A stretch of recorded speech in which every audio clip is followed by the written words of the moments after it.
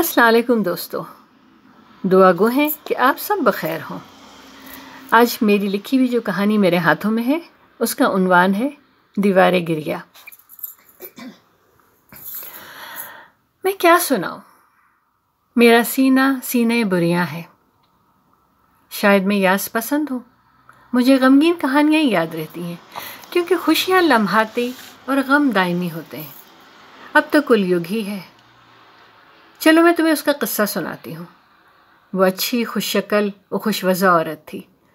تم جانو عورتیں تو حسین ہوتی ہی ہیں، کچھ بھیتر میں دمکتی ہیں اور بظاہر بجھی راکھ، تو کوئی بیرونی چمک دمک کی حامل ایک دم دھماکے دار۔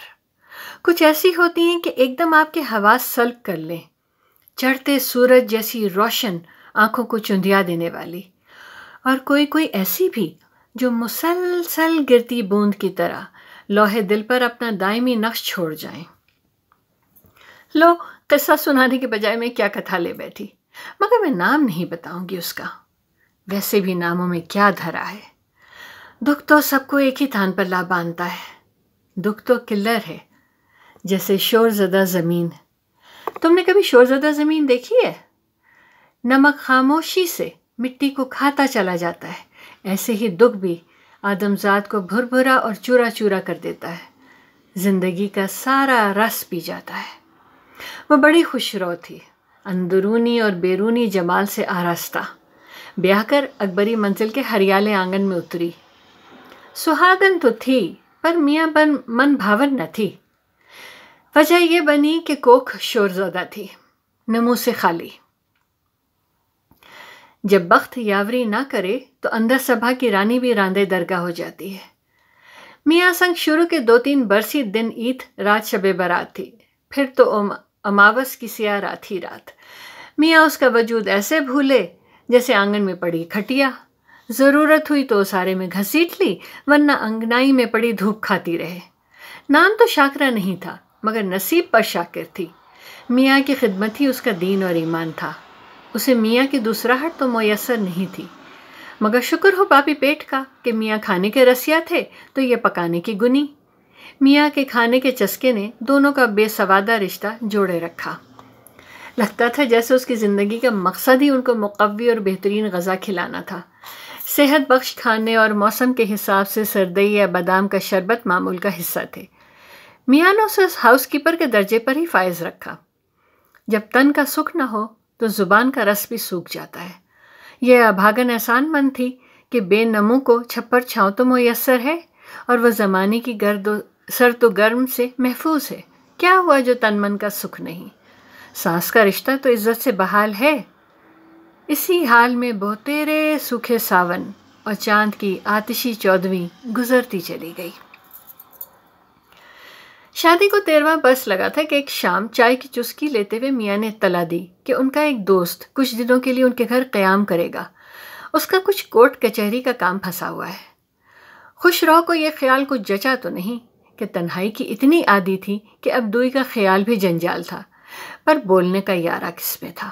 برسوں سے جو سر شمالاً جنوباً جھکتا آیا تھا، اب پینڈولم کیسے بن جاتا؟ پھر ایک شام جب سرتاج دفتری میں تھے، اکبری منزل کے پھاٹک پر رکشہ پھٹ پھٹاتا ہوا رکا۔ اطلاعی گھنٹی بجی اور موصوف وارد ہوئے۔ منحنی سی جان، اڑے اڑے بال اور جھلسا ہوا رنگ، پورے سراپے میں واحد زندہ چیز آنکھیں ہی تھیں، کچھ کھوجتی ہوئی، کچھ کہتی ہوئی۔ ان کو مہمان خانے کی راہ دکھائی اور ابھی چائے تیاری کے مرحلے ہی میں تھی کہ میاں صاحب تشریف لے آئے، اور گھر کے در و دیوار نے طویل عرصے کے بعد ان کو ہنستے بولتے سنا۔ خوش رو کو بھی یہ تبدیلی بڑی بھلی لگی، گو کہ مہمان کی آمد سے اس کی مصروفیت میں اضافہ ہوا، مگر گھر میں زندگی کی لہر دوڑ گئی۔ تیسرے دن مہمان موصوف کو اپنے کپڑے دھونے تھے اور وہ مشین لگانے ہی والی تھی، سو کہا کہ کپڑے دے دیجئے۔ پھر روکھے کپڑے دیتے ہوئے لحاظ لگا تو اس نے کپڑے بھی استری کر دیے۔ اس پر موصوف بہت شرمندہ مگر انتہائی شکر گزار ہوئے۔ خوش رو کے لیے یہ ایک غیر متوقع اور حیران کن بات تھی۔ سچ تو یہ ہے کہ وہ خوشگوار حیرت سے دوچار ہوئی کہ گھر کے کام کاج بھی اس لائق تحسین ہوتے ہیں۔ یہ معمولی سے کام بھی کسی کے لیے باعث خوشی ہو سکتے ہیں۔ کہ اس کے لیے ایک عجیب سنسنا دینے والا تجربہ تھا۔ انجانے میں اس نے کھانے پہ مزید توجہ اور اہتمام شروع کر دیا۔ جب وہ میاں سے کھانے کے ذائقے کی تعریف کرتا کہ بھنا گوشت بہت مزے کا ہے یا کباب کی گلاوٹ تو بہترین ہے، اسے بہت اچھا لگتا، ایک توانائی سی ملتی۔ دن میں جب تک وہ گھر پر ہوتے وہ اپنے کمرے میں محدود رہتے اور وہ بھی احتیاط کا پلو تھامے گھر کے کاموں میں مشغول رہتی۔ جب موصوف کہیں جانے لگتے تو اسے دروازہ بند کرنے کی تاکید کرتے اور چلتے چلتے کھانے کی تعریف یا کپڑا دھونے اور استری کرنے پہ شکریہ ادا کرنا نہ بھولتے، اور اسے لگتا کہ محنت وصول ہو گئی ہے۔ ایک رات جانے کیسے اس سے سالن میں نمک تیز ہو گیا۔ پھر تو اللہ دے اور بندہ لے، ویسے بھی بہت دن سے میاں کی زبان سان نہیں چڑھی تھی، سو انہوں نے اگلی پچھلی تمام کسر پوری کر دی۔ وہ کم نصیب تو عادی تھی ان دشنام ترازیوں کی، گو کہ مہمان کی برکت سے زبانی سنگ باری میں وقفہ آ گیا تھا، مگر اس رات ایک غیر کے سامنے اپنی ہتک نے دل کو بہت زخما دیا۔ موصوف نے میاں کو لتاڑا، سمجھایا بھی کہ میاں قدر کرو، ایسی سگھڑ خدمت گزار اور بے زبان بیوی ملی ہے۔ جواب میں میاں نے اس برہن کے دل پہ گویا تیزاب ہی انڈیل دیا۔ کہنے لگے، بانجھ ہے، اپنی کمزوری کے باعث چپ ہے، ورنہ ایسی پتی ورتا نہیں۔ کمرے میں مرگ جیسی خاموشی چھا گئی۔ اگلی صبح دروازے کو بند کرنے کی تاکید کرتے ہوئے وہ ٹھٹک گئے۔ اس کے چہرے پہ کھنڈی زردی نے ان کو مزید ملول کر دیا، اور نظریں جھکائے جھکائے کہنے لگے کہ وہ بد نصیب ہے، اس لیے ہیرے کا قدردان نہیں، ورنہ آپ تو قدرت کا انعام ہے، صحرائے زندگی کا حسین نخلستان، جس کو آپ کی چھاؤں میسر آ جائے وہ تو جنت کا بھی طلبگار نہ رہے۔ اتنا کہا اور تیزی سے مڑ کر چلے گئے۔ سپہر لوٹتے ہوئے سرخ سرخ بیر لے کر آئے، بیروں کو دھویا اور نمک مرچ الگ پرچ میں رکھ کر اسے پیش کیا۔ اتنی دلداری اور پذیرائی کا دل نابکار کب متحمل تھا؟ صبح چلتے سمے ان کی کہی گئی باتوں نے ہی دل میں ویسے ہی ادھم مچائی ہوئی تھی، اب تو مانو لینڈ سلائیڈنگ ہی ہو گئی۔ دھڑکنیں جو عرصے سے فی منٹ 70-72 کے ریاض پر کاربند تھیں، اتھل پتھل ہو کر رہ گئیں، اور ایسا باڑ آیا کہ میاں خس و خاشاک کی طرح بہہ گئے، اور دل کے سنگھاسن پر موصوف پوری طرح براجمان ہو گئے۔ ظاہر کی آنکھ سے دیکھو تو میاں اور موصوف کا کوئی مقابلہ نہ تھا۔